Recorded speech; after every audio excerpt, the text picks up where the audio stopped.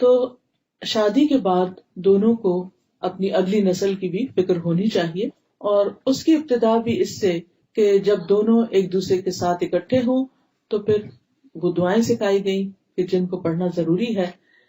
نبی صلی اللہ علیہ وسلم نے اس خاص موقع کے لیے دعا سکھائی، بسم اللہ اللہم جنبنا الشیطان وجنب الشیطان ما رزقتنا. اللہ کے نام کے ساتھ، اے اللہ ہمیں شیطان سے بچا، یعنی ہسبینڈ وائف کو، اور شیطان کو اس چیز سے دور رکھ جو تو اس ملاپ کے نتیجے میں ہمیں عطا کرے. تو حدیث میں آتا ہے کہ ان دونوں کو جو اولاد ملے گی اس تعلق کے بعد اسے شیطان نقصان نہیں پہنچا سکتا، یعنی اللہ تعالیٰ شیطان کو اس سے دور رکھے گا. دوسری بات یہ ہے کہ تربیت جو ہوتی ہے وہ رول ماڈلنگ سے ہوتی ہے، صرف نصیحتوں سے نہیں ہوتی.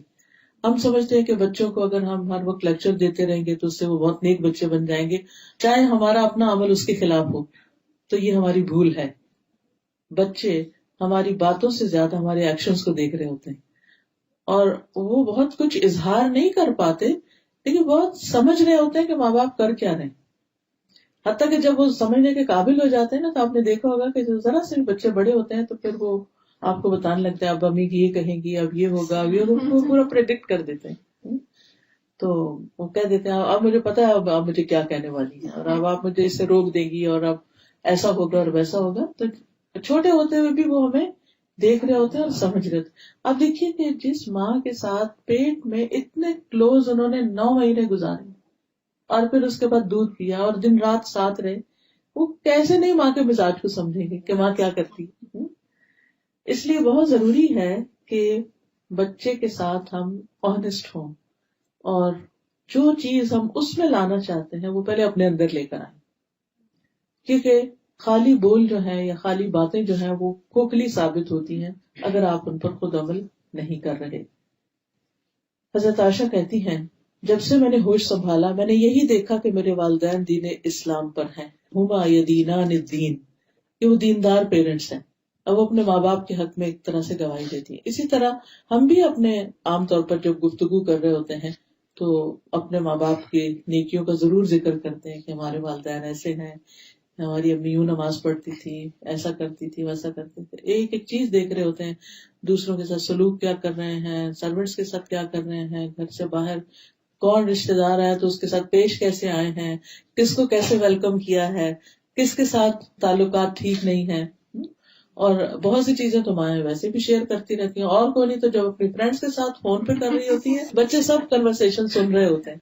تو اس لیے اس میں بھی بڑا محتاط رہنے کی ضرورت ہے کہ ہم کیا بول رہے ہیں ان کے سامنے. پھر اسی طرح یہ ہے کہ اولاد کو جب بچے ہوں، چھوٹے ہوں خاص طور پر، تو ان کو اپنے ساتھ نیک کاموں میں شریک کریں. بہترین تربیت اس وقت ہوتی ہے جب ہم ان کے ساتھ مل کے کوئی کام کر رہے ہوتے ہیں، چاہے وہ اسکول کا کوئی پروجیکٹ ہے، چاہے وہ ان کا قرآن کا ٹائم ہے یا نماز کا ٹائم ہے، یا پھر کوکنگ ٹائم ہے، آپ کچن میں ہیں ساتھ اپنے لگا لیں. کیونکہ عموماً ہم اپنے کام میں بہت پرفیکشن چاہتے ہیں نا، تو ہم بچوں کو قریب نہیں پٹکنے دیتے، ہم کہتے تم چلے جاؤ میں خود ہی کر لوں گی. اب کیا ہوتا ہے بچے بور ہوتے ہیں، آپ تو خود مصروف ہیں اور بچہ کے پاس کوئی کام نہیں کرنے کو، سارا دن اسکول سے پڑھ کے تک گیا ہے، اب اس کو کوئی موڈ نہیں ہے کہ اور کتابیں لے کے بیٹھے، تو اب اس نے کیا کرنا ہے، پھر وہ آپ کو فون لے لے گا، پھر آپ کو آئی پیڈ اٹھا لے گا، پھر وہ اس پہ جنگ و جدل شروع ہو جائے گی، وہ کچھ جا کے ٹی وی آن کر لے گا. تو تربیت تو نہ ہوئی. تو چھوٹے چھوٹے کام کچن کے، اور خصوصاً لڑکیوں کو بڑا شوق ہوتا ہے، تو چھوٹے چھوٹے کام ان کے لیے نکال کے رکھا کریں. اچھا آپ یہ کریں گے، آپ یہ کریں. آپ ایک اچھا شوہر اور اچھا خامن جو ہوتا ہے وہ بچوں کے لیے بھی اچھا ہوتا ہے، اور بچوں کے ساتھ شفقت اور محبت کا سلوک کرتا ہے. بعض اگر میاں لوگ تھکے ہوئے آتے ہیں، گھر میں اگر شور ہو تو ڈانٹ ڈپٹ سے کام لیتے ہیں، اس سے بچے اور زیادہ باپ سے دور ہو جاتے ہیں. وہ یہی دیکھتے ہیں کہ باپ آتا ہے تو ماں بھی کہتی چپ ہو جاؤ، سارے سہم پہ بیٹھ جاتے ہیں اور گھر میں ایک عجیب سی فضا پیدا ہو جاتی. لیکن اس کے برعکس نبی صلی اللہ علیہ وسلم بچوں کے ساتھ شفقت اور محبت کا سلوک کیا کرتے تھے. ابو ہریرہ کہتے ہیں کہ رسول اللہ صلی اللہ علیہ وسلم نے حسن بن علی کو بوسہ دیا. آپ کے پاس اقرا بیٹھے ہوئے تھے، کہنے لگے کہ میرے 10 بیٹے، میں نے کسی کو بوسہ نہیں دیا. تو آپ نے ان کی طرف دیکھا اور فرمایا جو رحم نہیں کرتا اللہ اس پر رحم بھی نہیں کرتا. یعنی آپ بچوں کو اٹھاتے، پیار کرتے، ساتھ لگاتے، چومتے. ام سلمہ کی بیٹی تھی زینب، تو آپ ان کو زینب زینب کہا کرتے تھے، یعنی تصغیر کے ساتھ پیار سے بلاتے. پھر بچوں کی عزت بھی کیا کرتے تھے، ان کو رسپیکٹ دیتے. ام المومنین حضرت عائشہ کہتی ہے کہ میں نے عادات، چال چلن اور بات چیت میں سب سے زیادہ مشابہ حضرت فاطمہ کو پایا نبی صلی اللہ علیہ وسلم کی. بہت زیادہ آپ سے ریزمبل کرتی تھی، چلنے میں، بیٹھنے میں، لین دین میں، ہاتھ کے اشاروں میں. جب وہ آپ کے پاس آتی آپ ان کے لیے کھڑے ہو جاتے، بیٹی کے لیے کھڑے ہو جاتے، ان کا ہاتھ پکڑتے، انہیں بوسہ دیتے، انہیں اپنی جگہ بٹھاتے. جب آپ ان کے ہاں جاتے تو وہ اٹھ کر آپ کی طرف بڑھتی تھی، آپ کا ہاتھ پکڑتی، بوسہ دیتی اور آپ کو اپنی جگہ بٹھاتی. یہ تھا باپ بیٹی میں محبت کا تعلق. آج آپ دیکھیے کہ ہمارے گھروں میں کیا واقعی بیٹیوں کے ساتھ ایسا سلوک کیا جاتا ہے؟ یا امت کے مرد بھی اپنی بیٹیوں کے ساتھ یہ سلوک کر رہے ہیں؟ اگر نہیں تو فکر کی بات، کیونکہ یہ بھی آپ کی محبت کی شرط ہے کہ آپ کے طور طریقے بھی اختیار کیے جائیں. پھر نمازیوں کو کندھے پہ چڑھا لیتے. حضرت امامہ کے بارے میں آتا ہے، حضرت زینب کی بیٹی تھی. آپ نماز میں ہوتے تو ان کو بٹھا لیتے اپنے کندھے پر، رکوع پہ جاتے تو اتار دیتے، جب کھڑے ہوتے پھر چڑھا لیتے.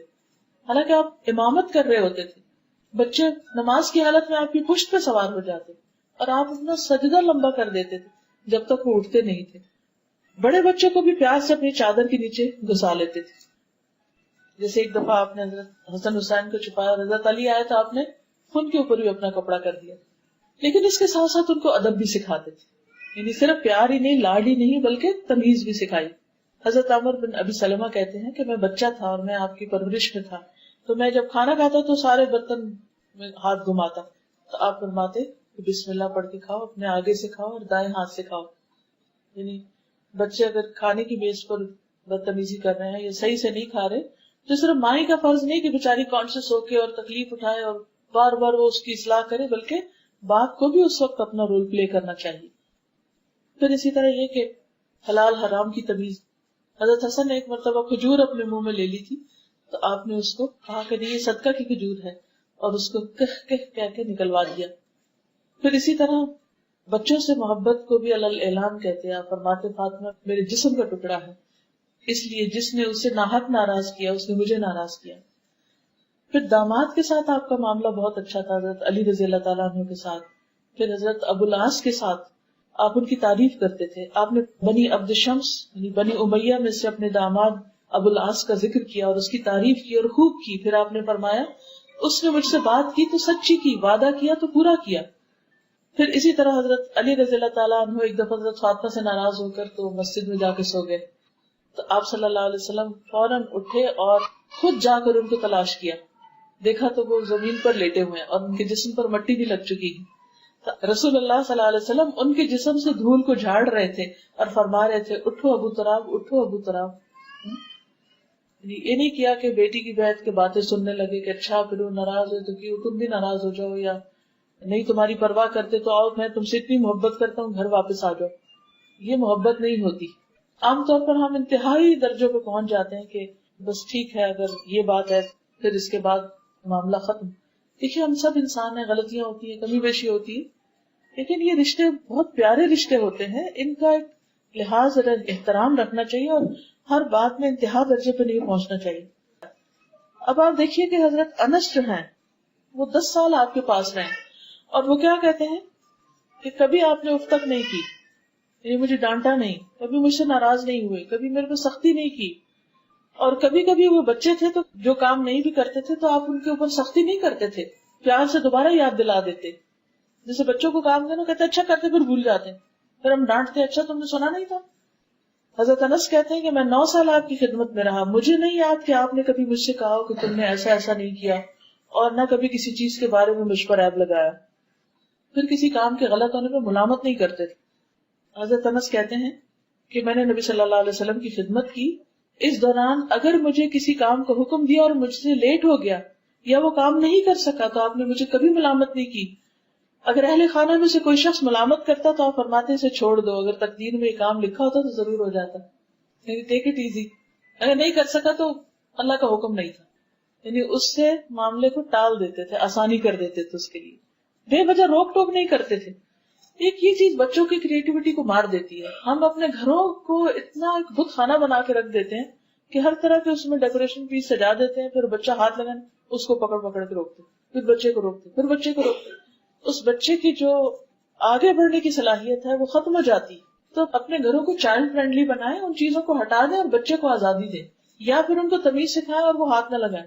آپ نے دیکھا کہ کچھ گھروں میں سب کچھ رکھا ہوتا ہے اور بچے ٹرین ہو جاتے ہیں کہ نہیں اس چیز کو نہیں کھیلنا، کسی اور چیز سے کھیلنا ہے. تو دونوں طریقوں میں ان کی ٹریننگ ضروری ہے، بجائے اس کے کہ یا تو آپ گھر کو بالکل ایک کھنڈر ویرانہ بنا دیں اور یا پھر یہ کہ ان کو ہر وقت ڈانٹ ڈپٹ سے کام لیں. دونوں ہی طریقے ٹھیک نہیں.